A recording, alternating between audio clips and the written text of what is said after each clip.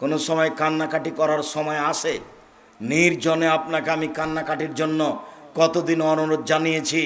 সবাই যখন ঘুমিয়ে যাবে, রাত 2টা 1টা 3টার সময় উঠে সুন্দর করে অজু করে 2 রাকাত সালাত আদায় করে কান্নাকাটি করে নিজের প্রয়োজনের কথাটা আল্লাহকে বলবেন।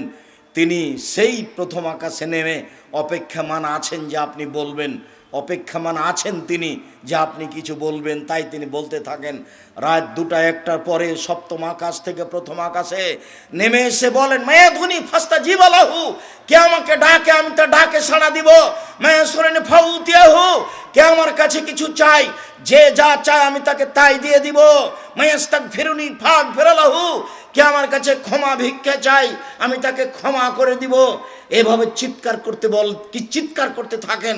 আবার বলেন, আপনা আদম, হে আদমের ছেলে মেয়ে শোনো, মা দাওতানি ওরা যাওতানি, তুমি যেভাবে ডাকো আমি সেভাবে থাকি, তুমি যেভাবে আশা পোষণ করো আমি সেভাবে পূর্ণ করে থাকি। আদমের ছেলে মেয়ে শোনো, তুমি যেভাবে ডাকো আমি সেভাবে থাকি, তুমি যেভাবে আশা পোষণ করো আমি সেভাবে পূর্ণ করে থাকি। তুমি আমার কাছে ক্ষমা চাইলে আমি ক্ষমা করে দিই। অলা উবালি, আমি পরোয়া করি না তুমি কত বড় পাপী, আমি পরোয়া করি না তুমি কত বড় পাপী, আমি পরোয়া করি না তুমি কত বড় পাপী। তুমি যেভাবে ডাকো আমি সেভাবে থাকি, তুমি যেভাবে ডাকো আমি সেভাবে থাকি, তুমি যেভাবে আশা পোষণ করো আমি সেভাবে পূর্ণ করে থাকি। আল্লাহ এভাবে চিৎকার করে থাকেন আর বলতে থাকেন। আর তোমার স্বভাব এমন যে তুমি ল্যাংটা বেডি ছেলে মোবাইলে দেখতে দেখতে দেখতে দেখতে রাত 2টা 3টায় শুয়েছ। চক্ষু ঠান্ডা করে, কলিজা ঠান্ডা করে নগ্ন মেয়ে দেখে জান্নাত কেনার চেষ্টা করো না। ভোর রাত্রে উঠে আল্লাহকে ডাকার হিসাব করো না। আল্লাহকে ডাকতে হলে রাত 10টায় ঘুমিয়ে যেতে হবে, এটাই ঠিক। তাহলে আল্লাহকে ডাকা সম্ভব হবে শেষ রাতে। রাতকে মূল্যায়ন করতে হবে, দাম দিতে হবে, তাহলে আপনি আমার উদ্দেশ্যে পৌঁছিতে পারবেন। যখনই উসমান রাদিয়াল্লাহু তাআলা আনহু কবরের পাশে দাঁড়াতেন তখনই কাঁদতে লাগতেন। কাঁদতে কাঁদতে 2 চোখের পানি একেবারে ঝরে দাড়ি বেজে যেত। বলা হতো তাকে তাজকুরুল জান্নাত ওয়ান নার ফালা তাবকি ওয়া তাবকি মিন হাজা। আপনি জাহান্নামের কথা বলেন, জান্নাতের কথা বলেন, তখন তো কাঁদেন না, কিন্তু যখনই আপনি কবরের পাশে দাঁড়ান তখন আপনি কাঁদেন কেন? এর কারণ কি?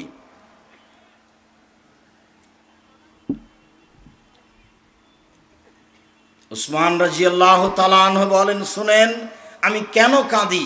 আল্লাহ রাসূল বলছেন, আল কবর আউয়াল মানজিল মিন মানাজিলিল আখিরা, মরার পরে যত বিপদ আছে তার প্রথম বিপদ হচ্ছে কবর। না যাবেন হো ফাঁবাদ আইসরমিন হো, যদি মানুষ কবরে বেঁচে যায় এরপরে যত স্তর আছে যত বিপদ আছে সব সহজ হয়ে যাবে। অন্যামেন হো ফাঁবাদ আসাদমিন হো, যদি মানুষ কবরে বাঁচতে না পারে তাহলে এরপরে যত স্তর আছে সব আরো জটিল ও কঠিন হয়ে যাবে। কবর যত কঠিন কিয়ামত তার চেয়ে অনেক বেশি কঠিন। কিয়ামত যত কঠিন জাহান্নাম তার চেয়ে অনেক অনেক অনেক বেশি কঠিন। কি দিয়ে বুঝায় আপনাকে আমি জাহান্নাম কত কঠিন?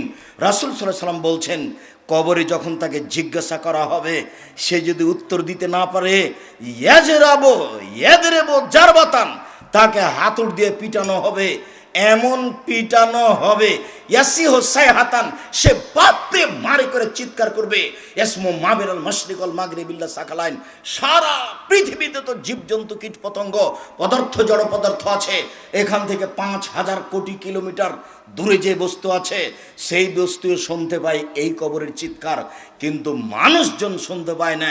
আমি আপনাকে কি দিয়ে বুঝাই সে কত জোরে চিৎকার করে? তার নাম কবর।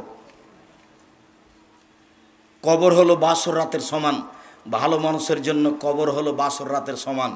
যখনই ভালো মানুষকে উঠাবে তখনই সে ঘুমটা যেন এখনই ভাঙলো এভাবে চোখ ঘষতে থাকবে আর বলবে, আসরের টাইম চলে গেল, আসরের টাইম চলে গেল, সলাত আদায় করবো, সলাত আদায় করবো। আরে না না না, তুমি এইসব কথা বলো। যখন উত্তর ঠিক হয়ে যাবে তখন বলবেন, নামকা নামাল দিলা আরোজিল্লা আহবা আলেহি, আরে তুমি ঘুমিয়ে যাও বাসর রাতের ঘুমানোর মতো, তোমাকে কেউ জাগাবে না শুধু তোমার প্রিয় মানুষ ছাড়া। আরে তুমি ঘুমিয়ে যাও বাসর রাতের ঘুমানোর মতো, যাকে কেউ জাগাবে না তার প্রিয় মানুষ ছাড়া। নামকা নাওমতিল আরুষে, তুমি ঘুমিয়ে যাও বাসর রাতের ঘুমানোর মতো, তোমাকে কেউ জাগাবে না নিজের মানুষ ছাড়া। তাহলে বাসর রাতে ঢুকেছে রাত 12টার সময়, 2-1 ঘন্টা কথা বলেছে, দোয়া পড়েছে, 2 রাকাত সালাত আদায় করেছে, দাম্পত্য জীবনে গেছে, 2টা বেজে গেছে, তারপরে আপনার 5টায় আজান হয়ে গেছে, তাহলে 3 ঘন্টা ঘুমিয়েছে, 2 ঘন্টা ঘুমিয়েছে, এটা হলো আপনার কবরে থাকার সময়সীমা। এ কথা আমি বলিনি, এ কথা মুহাম্মদ সাল্লাল্লাহু আলাইহি সাল্লাম বলেন। যদি উত্তর ঠিক না হয় তাহলে তাকে পিটানো হবে, যার চিৎকার শুনতে পাবে সারা পৃথিবীর জীবজন্তু, জড় পদার্থ সব কিছুই চিৎকার শুনতে পায় এই বাটিটা, চিৎকার শুনতে পায় এই প্যাকেটটা, চিৎকার শুনতে পায় বাল্বটা, চিৎকার শুনতে পায় সামিয়ানা, কিন্তু মানুষ এবং জিন শুনতে পায় না। হাদিস বুখারী মুসলিম, এই কথাই মুহাম্মদ সাল্লাল্লাহু আলাইহি সাল্লাম বলেন, তার নাম কবর। কবর বলতে বাড়ির পিছন দিকে যে 2-2.5 হাত গর্ত করে মানুষকে ঢেকে দেওয়া হয়েছে তার নাম কবর নয়। কবর বলতে যদি এই কবরই হয় তাহলে যাকে বাঘে খেলো তার কবর কোথায়? কবরস্থানে যে ঢেকে দিয়েছে তাকে, এর নাম কবর নয়। যদি এটাই কবর হয় তাহলে পানিতে ডুবে হারিয়ে গেল যে, তার কবর কোথায়? কবর যদি এটাই হয় তাহলে যে আগুনে জ্বলে ছাই হয়ে গেল তার কবর কোথায়? শুনুন, মানুষ মরার পর থেকে নিয়ে বিচারের দিন পর্যন্ত একটা সময়ের নাম কবর, এর নাম আলামে বারজাক। একটা সময়ের নাম কবর। এই কবর থেকে আল্লাহ নবী দিন রাত পরিত্রাণ চাইতেন। কিয়ামতের মাঠ এর চেয়ে জটিল, কবর যত কঠিন কিয়ামতের মাঠ তার চেয়ে অনেক বেশি কঠিন। আল্লাহ রাসূল বলছেন, কিয়ামতের মাঠে সূর্যটা মানুষের মাথার 1 মাইল উপরে হবে। অর্ধহাত কথাটি মিথ্যে, 1 মাইল উপরে হবে। আর এই সূর্যের তাপে মানুষ ঘেমে যাবে, ঘাম এত বেশি হবে, মিনহুম মায়াকুন ইলা কাবাইহে, কারো কারো ঘাম হবে টাকনু পর্যন্ত, মিনহুম মায়াকুন ইলা রকবাতাইহে, কারো কারো ঘাম হবে হাঁটু পর্যন্ত, মিনহুম মায়াকুন ইলা তারকাতিহি, কারো কারো ঘাম হবে নাক পর্যন্ত, গলা পর্যন্ত। আবার কেউ কেউ সাঁতার দিবে শরীরের ঘামে। আমি বুঝাতে অক্ষম কিয়ামতের মাঠ কত কঠিন। কবর যত কঠিন কিয়ামতের মাঠ তত কঠিন। আপনার বিচার যখন শুরু হবে তখনও নিজের পরিচয় দিবেন। আইনাল জাব্বার, আইনাল মুতাকাব্বির, স্বৈরাচারী, স্বেচ্ছাচারী, অহংকারী, বদ মেজাজের এক কোথায় না মালিকুল আমলাক, আমি হচ্ছি রাজা ধীরাজ। কেউ কথা বলতে পারবে না, এরকম ক্ষমতা নিয়ে তিনি বিচার শুরু করবেন। কারো কথা বলার কোনো ক্ষমতা থাকবে না। সম্মানিত দিনী ভাই বোন, এরপরই হচ্ছে জাহান্নাম। মহান আল্লাহ বলেন, فَأَمَّا مَنْ خَفَّتْ مَوَازِينُهُ فَأُمُّهُ هَاوِيَةٌ, বিচারের মাঠে যার নেকির পাল্লা হালকা হয়ে যাবে তার থাকার জায়গা হবে অতীব গভীর গহ্বর হাবিয়া। ওমা আদরাকা মা হিয়া, মুহাম্মদ সাল্লাল্লাহু আলাইহি সাল্লাম আপনি বলতে পারেন হাবিয়া জাহান্নামটি কি? আপনার কি তার পরিচয় জানা আছে? আমি বলি, তা হচ্ছে নারুন হামিয়া, জ্বলন্ত উত্তপ্ত আগুন। জাহান্নাম বলতে একটা আগুনের টুকরা, জাহান্নাম বলতে একটা আগুনের খণ্ড। এই ছেলে, কোনো বাচ্চা ছেলে যদি আপনার পাশ থেকে উঠে তাকে ঠেকানোর চেষ্টা করবেন। আমরা খুব তাড়াতাড়ি আলোচনা শেষ করে দেব আপনার ক্লান্তির পূর্বে ইনশাআল্লাহ। আমরা তো আর আব্দুল্লাহ বিন ফজল রাহিমাহুল্লাহ নই যে বক্তব্য দিতে দিতে একেবারে ফজর হয়ে যাবে। অত আমাদের কোরআন হাদিসও জানা নেই, অত আমরা বলতেও পারি না। এই যে একটা পর্যায়ে চলে এসেছি, কিছুক্ষণ পরে আমরা আলোচনা শেষ করে দেব। কাজে আপনি ধৈর্যের পরিচয় দিবেন। জাহান্নাম বলতে আগুনের টুকরা। মহান আল্লাহ বলেন, কাল্লা লায়ুম বাজান্না ফিল হোতামা, অবশ্যই তাকে চূর্ণ বিচূর্ণকারী হোতামা নামক জাহান্নামে নিক্ষেপ করা হবে। আমাদরা কামাল হোতামা, মুহাম্মদ সাল্লাল্লাহু আলাইহি সাল্লাম আপনি বলতে পারেন চূর্ণ বিচূর্ণকারী হোতা নামক জাহান্নামটি কি? আপনার কি তার পরিচয় জানা আছে? আমি বলি, নারুল্লাহিল মুকাদা, তা হচ্ছে জ্বলন্ত উত্তপ্ত আগুন। এখনো আল্লাহ বলছেন জাহান্নাম বলতে একটা আগুনের টুকরা। মহান আল্লাহ বলেন, সাউসলিহে সাকার, অচিরে আমি তাকে সাকার নামক জাহান্নামে নিক্ষেপ করব। অমাদরাকা মা সাকার, মুহাম্মদ সাল্লাল্লাহু আলাইহি সাল্লাম আপনি বলতে পারেন সাকার নামক জাহান্নামটি কি? আপনার কি তার পরিচয় জানা আছে?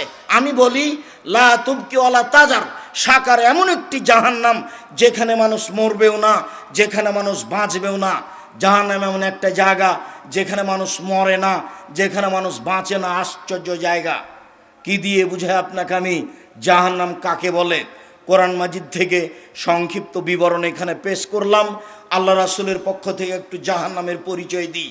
আল্লাহ রাসূল বলেন, ইন্না সাখরাতা লাযিমা লা তুলকা মিন শাফিরে জাহান্নাম। বিশাল এক বড় খণ্ড, কয়েক কোটি মণ ওজনের পাথর যদি জাহান্নামের মুখে ছেড়ে দেওয়া হয় তাহলে নিচে যেতে সময় লাগবে 70 বছর। 1 কোটি মণ ওজন যদি একটা পাথর 1 ঘন্টা নিচে যায় কত যেতে পারে? 1 দিন গেলে কত যেতে পারে? 1 বছর গেলে কত যেতে পারে? 70 বছর গেলে কত যেতে পারে? আপনাকে আমি বুঝাতে অক্ষম জাহান্নাম কত গভীর। সম্মানিত দিনী ভাই বোন, এরপরেও জাহান্নামের নিচে হিন্দু থাকবে এই কথা আল্লাহর নবী বলেননি। জাহান্নামের নিচে থাকবে মুনাফেক। ওই যে চিনেন না আমাকে? ওই যে দোকানে বসে ল্যাংটা মেয়ে দেখছে আর আরেকজনের বদনাম করছে, এ হলো মুনাফেক। আপনি চিনতে পারেননি? ওখানে আড্ডা পিটে, ওই তো মুনাফেক। মানুষের বদনাম করলে, ঝগড়া করলে, অশ্লীল কথা বলে, সেই তো মুনাফেক। আজান হয়ে গেছে, মসজিদে যায় না, গল্প করে কাটালো, সেই তো মুনাফেক। রাত 2টায় ঘুমিয়েছে, সকাল 8টায় উঠে ফজরের সলাতে মসজিদে জানে, সেই তো মুনাফেক। আল্লাহর নবী বলছেন ও জাহান্নামের সবচেয়ে নিচে যাবে। এই ছেলে, আরেকজনের গায়ে হাত দিয়ে বসে আছো কেন? রেডি হও, প্রস্তুত হও, তোমার জন্য আমি কথা বলছি। উপস্থিত বৈঠকের মুসলিম বোন, আপনার একটা ইতস্তবোধ থাকা দরকার। এমনি তো আপনি দেবরের সাথে এসেছেন মোটরসাইকেলে চড়ে, আপনার হিসাব থাকা দরকার। এরপরে আপনি এখানে বসে গল্প করেন কোন লজ্জায়? আপনার একটু ইতস্তবোধের দাবি করি। আপনার জন্য এতগুলি ব্যবস্থা করা হয়েছে, 4টা ব্যবস্থা করা হয়েছে, জায়গা, প্রজেক্টরের ব্যবস্থা করা হয়েছে, আর আপনি গল্প করবেন কেন? শোনেন, এদিকে একটু শোনেন। আল্লাহ রাসূল সাল্লাল্লাহু আলাইহি সাল্লাম বলেন 3 শ্রেণীর মানুষ জান্নাতে যাবে না, তার মধ্যে আপনি আছেন। নিজেকে বাঁচানোর চেষ্টা করেন। 3 শ্রেণীর মানুষ জান্নাতে যাবে না। 1, মদমিনুল খামর, যারা নিয়মিত বিড়ি, তামাক, জর্দা, সিগারেট, গুল, নেশাদার দ্রব্য খায়, পান করে, তারা জান্নাতে যাবে না। 2, আর রাজলাতু মিনান নিসায়ে, পুরুষের বেশধারী নারী, যারা পুরুষের জুতা স্যান্ডেল পরে, যারা পুরুষের শার্ট প্যান্ট পরে, যারা পুরুষের পোশাক পরে, তারা জান্নাতে যাবে না। 3, দায়ুস আল্লাযী ইউকুরু ফি আলাল খাবাসা, যে তার বাড়িতে বেহায়ার সুযোগ দিয়েছে, সে জান্নাতে যাবে না। যার মেয়ে, যার স্ত্রী নগ্ন পোশাকে চলে, সেই জান্নাতে যাবে না। আপনাকে আমি বড় পোশাক পরার জন্য অনুরোধ জানিয়েছি। আপনার আমি ব্লাউজ হারাম বলিনি, আপনি ব্লাউজ পরতে পারেন। শাড়ি আমি হারাম বলিনি, শাড়ি আপনি পরতে পারেন। আমি পরামর্শ দিয়েছি সালোয়ার কামিজ, মেক্সি চাদর পরেন, লম্বা হাতের জামা পরেন, কবজি পর্যন্ত জামা হবে, এইটা পরেন। ব্লাউজ আপনি বাড়িতে পরতে পারেন। যেখানে আপনার দেবর ভাসুর নেই সেখানে আপনি ছোট ব্লাউজ পরেন, আরও কিছু পরেন, সেটা আপনার ব্যাপার। কিন্তু যেখানে আপনার দেবর ভাসুর আছে সেখানে আপনি ছোট হাতের ব্লাউজ পরতে পারেন না, এটা হারাম। আল্লাহর নবীর নীতিকে মেনে চলার চেষ্টা করেন, জান্নাত হবে। মানুষের ক্ষতি করে জান্নাত কেনার চেষ্টা করিয়েন না। আপনার জন্য জান্নাত একেবারেই সহজ, আপনার জন্য জান্নাত একেবারেই সহজ, আপনার জন্য জান্নাত একেবারেই সহজ। আল্লাহর নবী বলছেন, পৃথিবীর নারী শোনো, তোমরা 4টা জিনিস করতে পারলে জান্নাতের সব দরজা খোলা। পৃথিবীর মহিলা, তোমরা শুনে রেখো, 4টা জিনিস করতে পারলে তোমাদের জান্নাতের সব দরজা খোলা। 1, সাল্লাত খামসাহা, 5 ওয়াক্ত নামাজ সালাত। 2, সমাত সাহারাহা, রমজান মাসের সিয়াম রোজা। 3, আতাত বালাহা, স্বামীকে মেনে চলা, তিতে লাগলেও, মিঠা লাগলেও, খারাপ লাগলেও, ভালো লাগলেও স্বামীকে মেনে চলতে হবে। 4, আহসানাত ফারজাহা, জেনায় লিপ্ত হলো না, জেনায় লিপ্ত না হওয়া। এই 4টা কাজ আছে যার, জান্নাত আছে তার। এই 4টা কাজ আছে যেই মহিলার, জান্নাত আছে তার। 3 নম্বর কথা, আপনার স্বামীর মুখ খারাপ, এ কথাই ঠিক, এরপরে মেনে চলতে হবে। আপনার স্বামীর আচরণ খারাপ, এ কথাই ঠিক, এরপরেও তাকে মেনে চলতে হবে। আপনি তার সাথে থাকবেন, সপ্তাহ সপ্তাহ, মাস মাস কথা বলবেন না, ফলাফল জাহান্নাম হবে।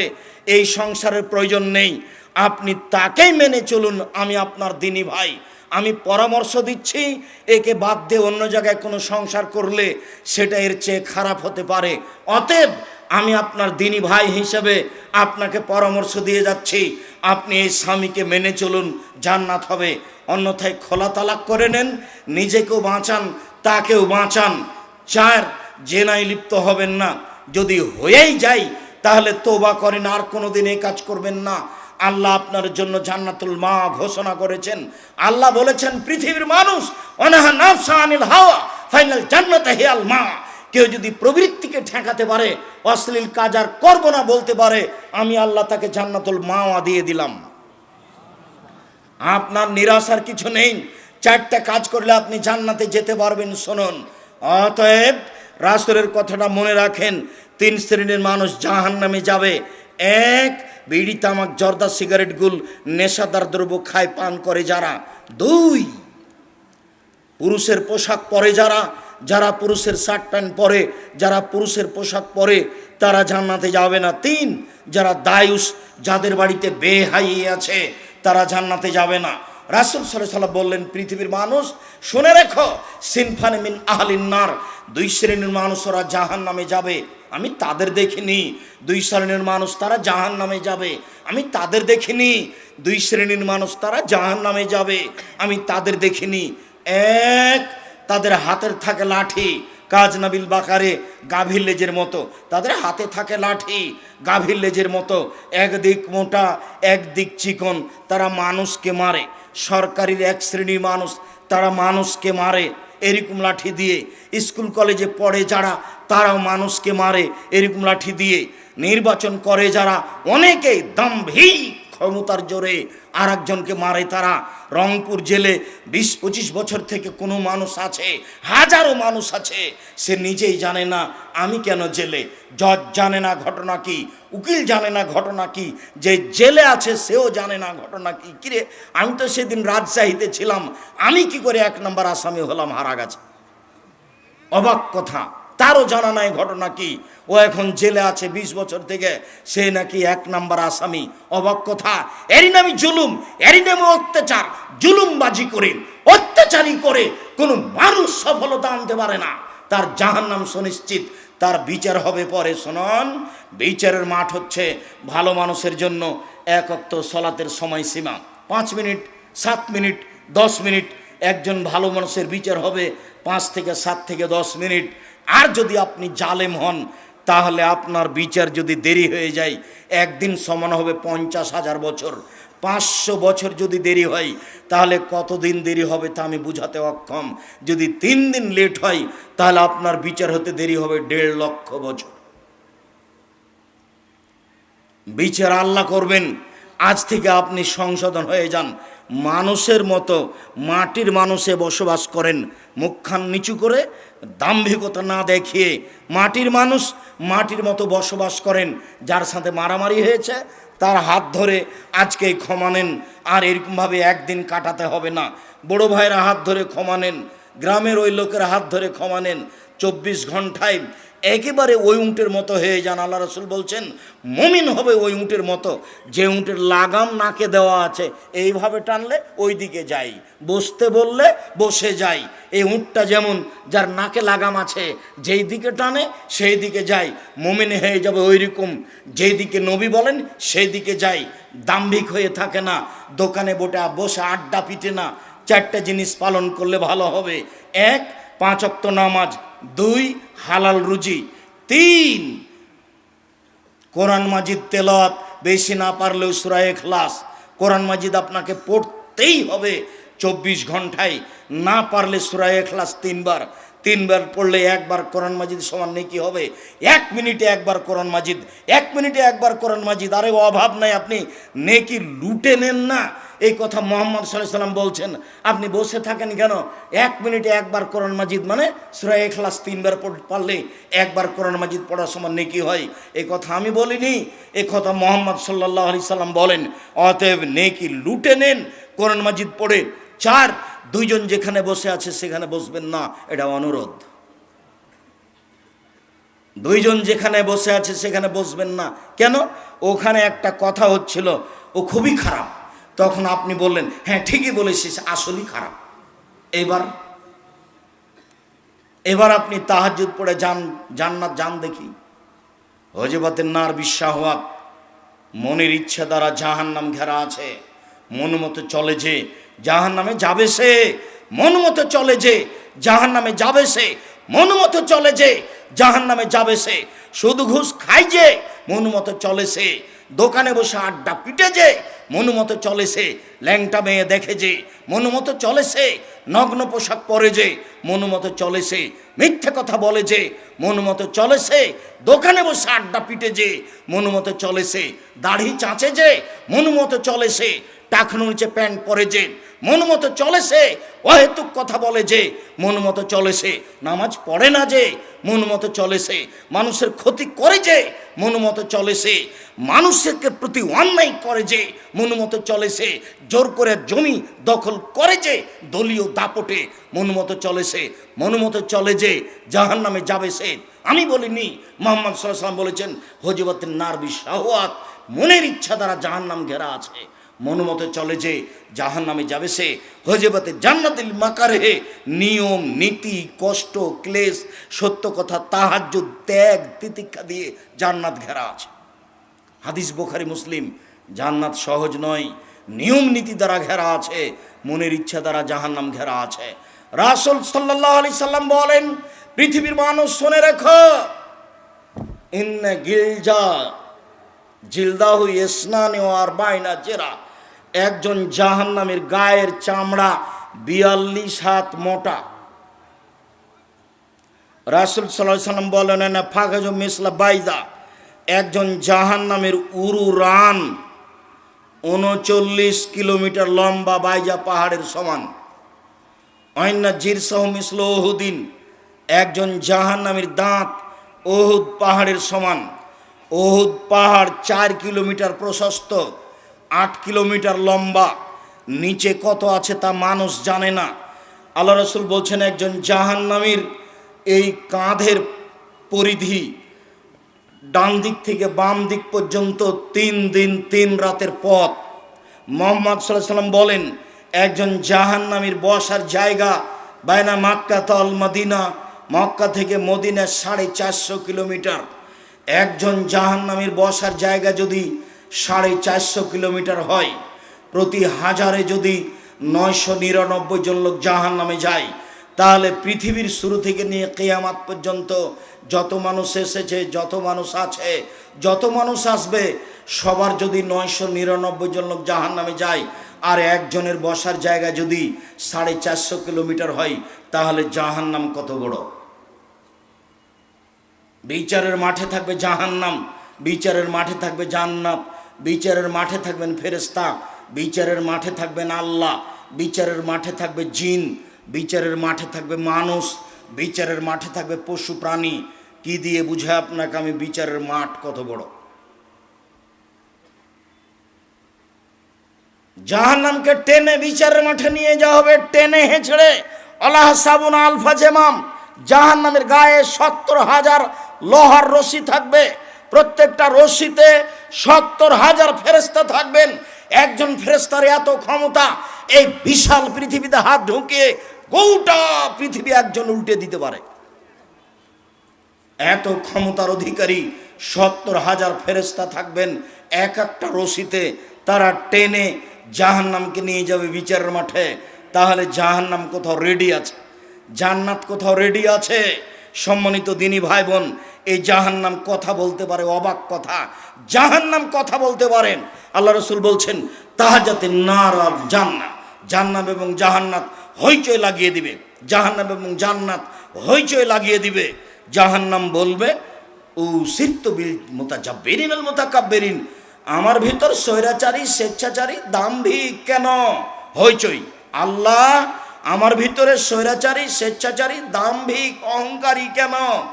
তখন আল্লাহ রাসূল বলছেন, আল্লাহ বলবেন এই ইন্নাম আনতি গাজাবি, জাহান্নাম তুমি আমার রাগ, জাহান্নাম তুমি আমার ক্রোধ, ওয়াদেবুকা বিনাশামিন ইবাদি, যাকে আমার ইচ্ছে শাস্তি দেওয়া, জোর করে জমি দখল করেছে ওকে শাস্তি দেব তোমাকে দিয়ে। তুমি হচ্ছে আমার রাগ, তুমি হচ্ছে আমার ক্রোধ, জাহান্নাম কথা বলতে পারে। যখন জাহান্নামে মানুষকে দেওয়া হবে তখন জাহান্নাম বলবে আর কি কিছু আছে, আর কি কেউ আছে, কিছু আছে।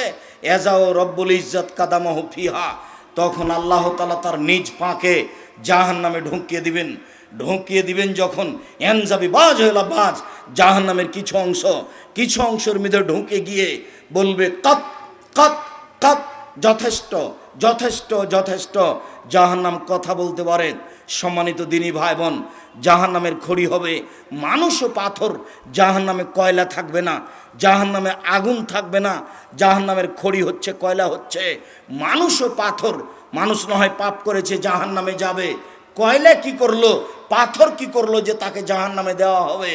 যেসব মূর্তিগুলো আপনারা রংপুরে করেছেন, যেসব মূর্তি আপনি বগুড়া সাতমাথায় করেছেন, আরও সারা পৃথিবীতে সরস্বতী, ভগবতী, কালী, দুর্গা, ঠাকুর, অনুকূল চন্দ্র, আপনার পাবলা মেন্টাল হাসপাতালের পিছনে, এদের সবকে জাহান্নামে দেওয়া হবে। আর নেতাদেরকে বলা হবে তোকে তো দিয়েছি, তোর নেতাকে দিয়েছি, ঠেকা দেখি। বিচারের মাঠ, জাহান্নামীদেরকে বেঁধে জাহান্নামে নিয়ে যাওয়া হবে। বিচারের মাঠে কেউ পালিয়ে যেতে পারবে না, এরকম কোনো ক্ষমতা কারো থাকবে না। আল্লাহ বলছেন খুজুহ ফাগুল্লুহ সুমাল জাহিম সাল্লুহ, এদের ধরো, এদের শেকলবন্দি করো, এদের টেনে হেঁচড়ে জাহান্নামে নিয়ে যাও। পিছন দিকে হাত বাঁধা থাকবে, কেন? অপমান করার জন্য। ইন্দিরা গান্ধীর হাত বাঁধা থাকবে, কেউ খুলে দিতে পারবে না, অসম্ভব। পিছন দিকে হাত বেঁধে নিয়ে যাওয়া হবে অপমান করার জন্য। গাইবান্ধা পলাশবাড়ির মুজিবুর বিএসসি বলেছিলেন, আমি নিজেই হাজতে চলে যাব, জেলখানায়, আমার যেন হাত বাঁধা না থাকে, আমার হাতে হাত করা যেন না দেওয়া হয়। আমি সম্মানী মানুষ, জাতি দেখবে মুজিবুর বিএসসির হাতে হাত করা দেওয়া আছে, এটা আমি চাই না। অতএব আমি নিজেই যেতে রাজি আছি। অপমান করার জন্য হাত বাঁধা হবে, মূলত এইটা, অন্য কিছু নয়। জাহান্নামীকে জাহান্নামে বেঁধে নিয়ে যাওয়া হবে, জাহান্নামে নিক্ষেপ করার জন্য। জাহান্নামের শাস্তি, উল্লেখযোগ্য শাস্তি হচ্ছে আগুন। আগুনের পাহাড় হবে, উঠতে বলা হবে, নামতে বলা হবে। কারো কারো আগুন হবে টাকনো পর্যন্ত, কারো কারো আগুন হবে হাঁটু পর্যন্ত, কারো কারো আগুন হবে কোমর পর্যন্ত, গলা পর্যন্ত। জাহান্নাম থেকে বাঁচার জন্য সংক্ষিপ্ত দোয়া, আল্লাহুম্মা আজরিনি মিনান নার, আল্লাহ তুমি আমাকে জাহান্নাম থেকে বাঁচাও। এই চলাই দেখো তো, তুমি যদি এই ছোট্ট দোয়াটা 3 বার বলতে পারো, আল্লাহুম্মা আজরিনি মিনান নার, আল্লাহ তুমি আমাকে জাহান্নাম থেকে বাঁচাও, তুমি যদি 3 বার বলো, পাল্টা জাহান্নাম আল্লাহকে বলবে, আল্লাহ ও যখন এভাবে বাঁচতে চাচ্ছে, তাহলে তুমি আমার মধ্যে তাকে দিও না। এটা জাহান্নাম পাল্টা বলবে। কাজে আপনি বলতে শিখুন। আর সালাম ফিরার পূর্বে আল্লাহুম্মা ইন্নী আউযু বিকা মিন আযাবি জাহান্নাম, এই দোয়া পাঠ করুন। 4টা কারণে কবরের শাস্তি হবে না।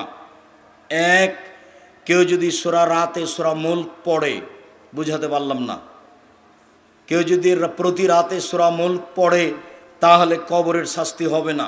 2, পেট ব্যথায় কেউ যদি মারা যায় তাহলে কবরের শাস্তি হবে না। 3, কেউ যদি জুমার দিনে মারা যায় তাহলে কবরের শাস্তি হবে না। 4, কেউ যদি শহীদ হয় তাহলে কবরের শাস্তি হবে না। 1,